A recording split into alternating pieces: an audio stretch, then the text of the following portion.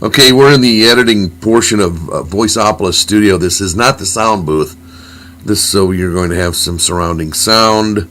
Refrigerator's running in the room next door, and anyway. I've got a cold, but this mic is on. I'm going to turn it on low. I've got my Cloud Lifter Z. I don't know if you know what that is. A Cloud Lifter helps give some clean gain to a dynamic or ribbon microphone. It uses the phantom power. This is Shure X2U, which furnishes the phantom power, and then into USB cable into the computer. I've turned the volume, or I should say the gain, all the way up, and then it's just really nasty noisy. These Shures aren't the cleanest sounding little units in the world. Anyway, also, this is the headphone volume. Oh, I can hear myself pretty good. You can mix it with the computer, which we're not concerned about. I'm going to turn this switch on the Cloud Lifter Z to lower power, and there, see the gain is not as high there, and it says it gives it a max gain here. So we're going to go to max gain. Okay, and this is the low cut. There's no low cut, and there we go. So it takes the rumble out. There's the rumble. The stuff going on in the room. Refrigerator next door takes a lot of that out. And this is the Z impedance thing, I think. I'm not sure what it all means. See, it sounds really cold in here in this low zone.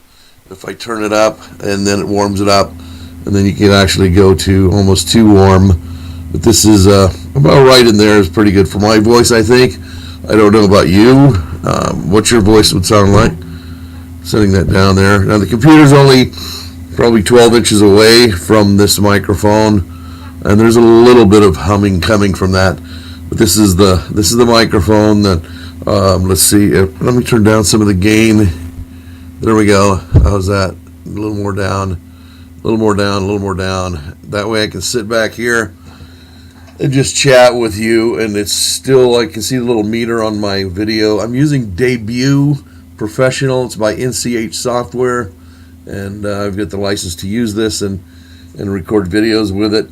And it's got a little meter, amplitude meter, volume meter, whatever you want to call it, VU, volume units. It's in decibels. So right about in here, it'll pop up to 12 to 6. Now, you just heard that pop. That's from this far away. My voice reached it. This needs, if you're going to be doing voice work, and really I would put some kind of sock or I literally a dress sock, one of those nice thin fancy man's dress sock over top of this is what I was using at one time. I have another one of these, a different RCA, but I used that because the screen from the inside was gone. But this is a test of this RCA. It's probably manufactured about 1932. They quit making the B shortly after they introduced it and went to the BX. So this is the 44B. It sounds pretty good for being as old as it is. Let's see. We're going to let you look at it. We're going to, like it's me, myself, and I here. I'm going to turn this around so that, now these are figure 8. Bidirectional. So remember the old radio days, someone could come up to one side and talk to the person, deliver like they were doing a radio script, and then somebody else could be on the other side. And if you notice, it seems like there's a tonal variation characteristic from the front. It's kind of warm, and turn it around here, and it's got a different warmth to it, maybe a little edgier thing here. So you can play with it and decide what works best for you. Here we go again. Okay, this is the RCA. This is the front. Cord comes out the bottom and the back. Now that's how you tell without really taking it apart. The 44B exited from the bottom underneath. Can you see that? Yes, I think you can. And then the 44BX exited right in here. There's a slot here instead of down here. Yeah, it's not that big a deal. just some very slight variations on the inside, and they don't pick up well from the side, as you can tell. A lot of rejection. Getting over a cold here. So this is what the mic looks like. Let's tilt it back, and this has the.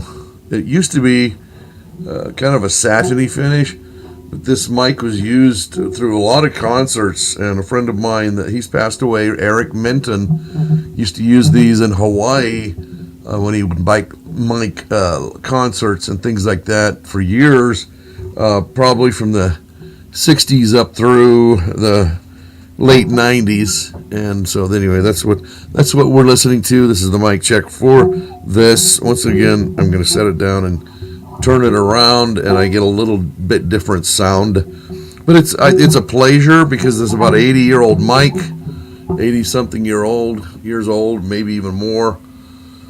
So there we go, and that's our mic check for today. We've only been running for a little over 6 minutes, and there you go. That's the RCA B model, 44B. I keep forgetting the 44. You know, think of the 44 Magnum or the 44 something. Shut up, Ed. Okay, so anyway, thanks for listening.